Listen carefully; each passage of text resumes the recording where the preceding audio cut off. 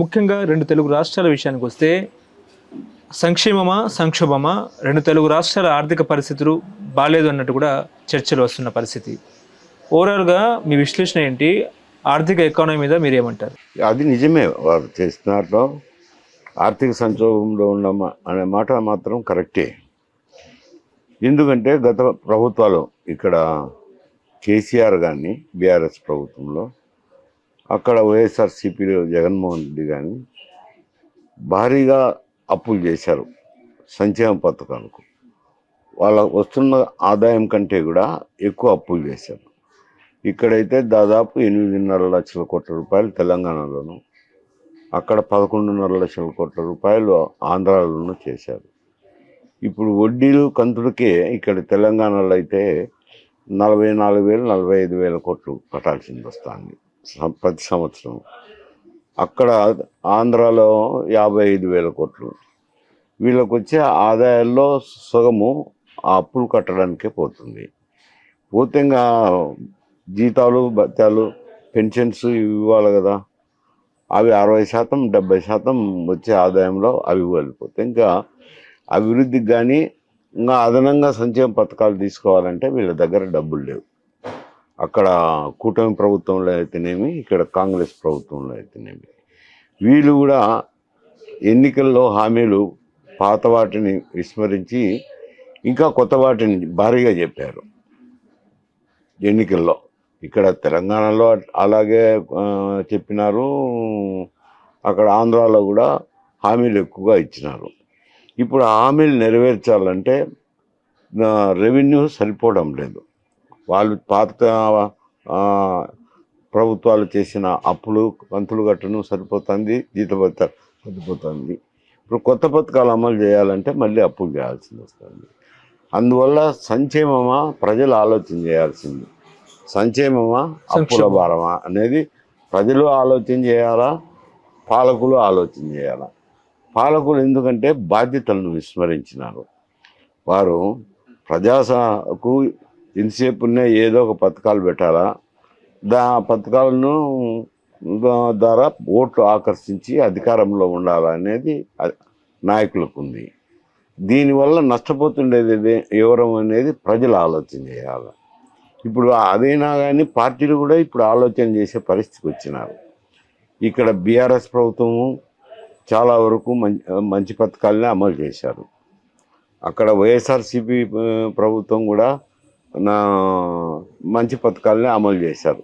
సంక్షేమానికి సంబంధించి చేసినా కానీ ప్రజల తీర్పు వేరే విధంగా వచ్చింది. ఇక్కడైనా వేరే విధంగా వచ్చింది, అక్కడైనా వేరే విధంగా వచ్చింది. పాలకవర్గానికి వ్యతిరేకంగా వచ్చినాయి. అంటే ప్రజలు వేరే ఆశించుకుంటున్నారు. సంక్షేమ కార్యక్రమమే కాకుండా సంక్షేమం అనేది ఒక పార్టు, తర్వాత పాలన అనే దానికి కూడా బాగా చూస్తున్నారు. పరిపాలన ఎంతగా చేస్తున్నారు, అభివృద్ధి ఎంత చేస్తున్నారు, ప్రజలకు ఏం మేలు జరుగుతుంది అనేది కూడా ప్రజలు విశ్లేషించుకుంటున్నారు. విశ్లేషించుకొని వాళ్ళ ఆత్మ విమర్శన ప్రకారము వాళ్ళకు ఓట్లేస్తున్నారు. డబ్బులు కూడా పంచుతారు అనుకోండి. రెండు రాష్ట్రాల్లోనూ ఎక్కడ కూడా ఆంధ్రప్రదేశ్లో, ఆంధ్రాలో కానీ తెలంగాణలో కానీ ఇతర రాష్ట్రాల కంటే ఎక్కువే పంచుతారు. ఓట్లు పంపినప్పుడు కూడా ఇద్దరు అభ్యర్థులు కూడా పంచుతుంటారు. 1000 కానీ 1500 కానీ 2000 రూపాయలు కానీ 1000 రూపాయలు మొదలుకొని 2000 వరకు. ఒకరు 2000 ఇస్తే ఇతరులు కూడా 2000 ఇస్తారు. ఒకరు 1500 ఇస్తే ఇతరులు 1500, 1000 ఇస్తే 1000. ఇట్లా ఇద్దరు సమానంగానే పంచుతున్నారు ఓట్లు. ఇద్దరి దగ్గర తీసుకుంటున్నారు. మళ్ళీ తీసుకున్నా ఏమన్నా ఇటు సగము అటు సగం వేస్తామనేది వాళ్ళ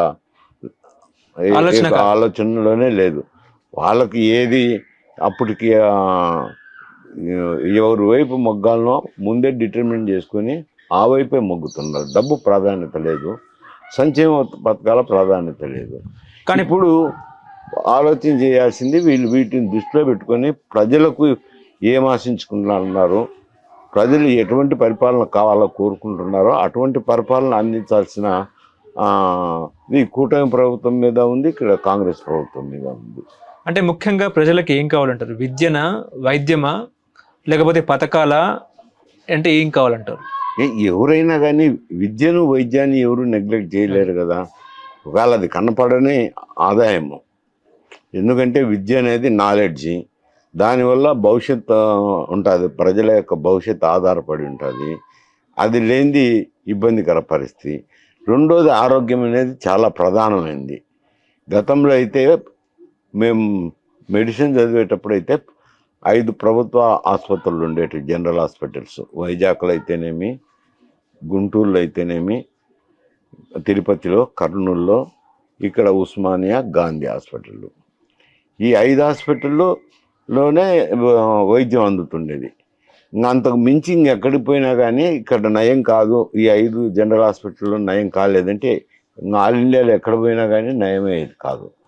అటువంటి స్టాండర్డ్ మెయింటైన్ అవుతున్నాయి ప్రభుత్వ వైద్య హాస్పిటల్స్లో. అటువంటిది ఇప్పుడు పోయి ప్రైవేట్ ఆసుపత్రులు వచ్చినాయి. ఈ ప్రైవేట్ ఆసుపత్రులు కానీ దానికొకటి ఆరోగ్యశ్రీ అని పెట్టినారు. అవన్నీ ఆరోగ్యశ్రీ అంటే ఇంకంతా దందాగిరే. ఇటువంటి పరిస్థితులన్నీ వచ్చినాయి. ఆరోగ్యం అనేది ప్రాథమిక హక్కు, విద్య అనేది ప్రాథమిక హక్కు. అవి నెరవేర్చిన తర్వాత మిగతా సంక్షేమం చూడాలి. కానీ అభివృద్ధిని చూడడం లేదు. వైద్య రంగాన్ని నెగ్లెక్ట్ చేసినారు, విద్యారంగాన్ని నెగ్లెక్ట్ చేసినారు. విద్య ప్రైవేటు వ్యక్తుల చేతుల్లో లేకపోయినాయి. ఇప్పుడు ప్రభుత్వం చేతుల్లో లేవు, ప్రైవేట్ వ్యక్తుల చేతుల్లో ఉన్నాయి. డెవలప్మెంట్ అనేది గాలికి వదిలేసినారు. మరి అవి వదిలేసినారు. సంక్షేమ పథకాలు పంచేది నేర్చుకున్నారు. దీనివల్ల మేలు జరగడం లేదు. మన ఎలక్షన్లో అదే కనపడింది. సంక్షేమ పథకాల వల్లనే ఉపయోగం.